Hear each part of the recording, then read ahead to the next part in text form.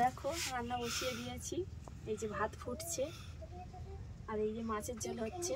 মাছগুলো খুব ভালোভাবে ভেজে নিয়েছি, মাছের ঝোল হচ্ছে। আর এইটা হবে থোর, আমাদের গাছের থোর। থোর আছে, আলু আছে আর পুঁইশাকের মিটুলি। আর এই জিরে বাটা এখন চলছে।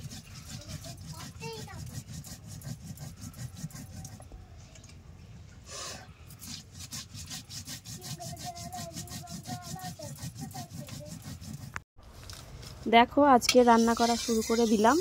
প্রথমে তেলটা ভালো করে গরম করে নিলাম, কারণ আমাদের কাঠের উনুন একটু ধরাতে সময় লাগে। তো তেল গরম করার পরে মাছে ভালো করে লঙ্কা নুন হলুদ মাখিয়ে নিলাম, নিয়ে তারপরে গরমটা হতে তেলটা তারপরে দিলাম মাছটা। তো আজকের রান্না হয়েছিল আমাদের মাছের ঝোল আর থোর, গাছের থোর ভিটুলি আলু দিয়ে একটা ঘন্ট, আর হয়েছিল ডিমের শাক সিদ্ধ। ডিমের শাক খুব ভালো শরীরের পক্ষে, আলু দিয়ে এটা মাখানো হবে। তো প্রত্যেকদিন রান্নার ভিডিও করার খুব ইচ্ছা থাকে, কিন্তু পারি না, কারণ কেউ ফোন ধরার মতো লোক নেই।